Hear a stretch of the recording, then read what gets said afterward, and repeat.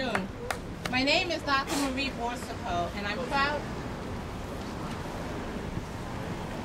Good afternoon. My name is Dr. Marie Boursiquot, and I am proud to be representing the Catholic Medical Association and its Baltimore Guild at this important gathering.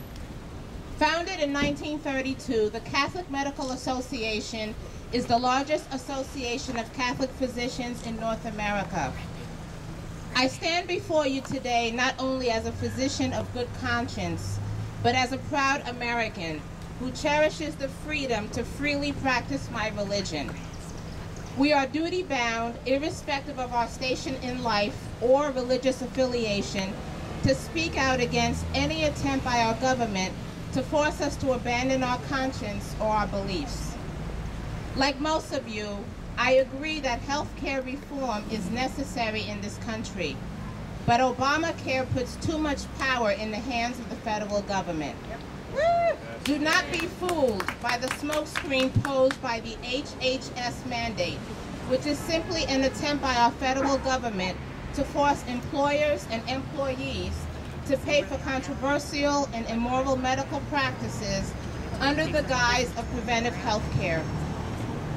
The Catholic Medical Association encourages everyone to support and Congress to pass legislation that fully protects the conscience rights and religious freedom of individuals, religions, and institutions. The mandate specifically targets insurers, employers, and organizations who do not comply with deceitful bureaucratic regulations. This mandate targets our right to freely practice religion and to follow our consciences. The HHS mandate violates the First Amendment, which states, and I quote, "Congress shall make no law respecting an establishment of religion or prohibiting the free exercise thereof, or abridging the freedom of speech, or of the press, or the right of people peaceably to assemble and to petition the government for redress of grievances," end of quote. In February of this year, the president of the Catholic Medical Association, Dr. Maricela Moffitt, along with several other women physicians, responded to Senators Boxer, Murray, and Shaheen's Wall Street op-ed article praising President Obama's HHS mandate a victory for women's health. These Catholic women physicians clearly asserted that this mandate is bad for women's health and for the profession of medicine.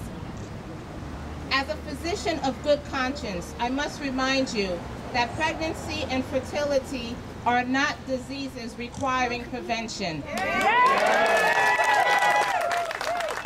They are physiological states of healthy individuals. As a physician of good conscience, I must remind you that oral contraceptives, surgical abortion, abortifacients or chemical abortion drugs, and sterilizations can be harmful to a woman's physical, emotional, and spiritual health. Oral contraceptives increase the risk of breast cancer, heart attacks, blood clots, and strokes, just to name a few side effects. Use of these agents has been shown to lead to an increased demand for abortions, which can leave a woman psychologically scarred for life. Contraception is additionally wrong because it damages our psychological and physical well-being, our marital relationships, and most importantly, our relationship with God. As a physician, I can tell you that contraception and sterilization are not good medicine. As a physician of good conscience, I am bound to respect and give personal witness to the dignity and value of human life. Abortions and sterilizations are an affront to that dignity. They are intrinsically evil acts which violate the commandment, "Thou shalt not kill." Good. These 10 commandments are the basis for the Judeo-Christian principles on which this country was founded. Do not be fooled by the president's plan to force insurance companies to offer, quote, "free contraception," end of quote. It will not be free at all. In fact, the insurance companies will happily pay for it by raising our insurance premiums, regardless of whether we want it, and despite our deeply held moral convictions and principles. We should not be coerced to cooperate with evil by subsidizing drugs and practices which are clearly harmful to women and which violate our beliefs. The day is fast approaching when physicians of good conscience who take their ethical obligations and Hippocratic oath seriously will be forced to either violate our consciences and participate in these practices or abandon the profession altogether. This administration has clearly demonstrated its hostility to the conscience rights of healthcare professionals, and the time has now come for us to either speak up and promote a culture of life or maintain silence and allow the culture of death to flourish. We are endowed by our Creator with the gift of many freedoms.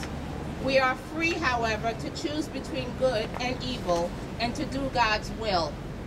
I urge you to remain faithful to the truth and to challenge our government's attempt to violate our personal freedoms, misrepresent preventive medical services, and endanger the viability of organizations that will not breach their principles.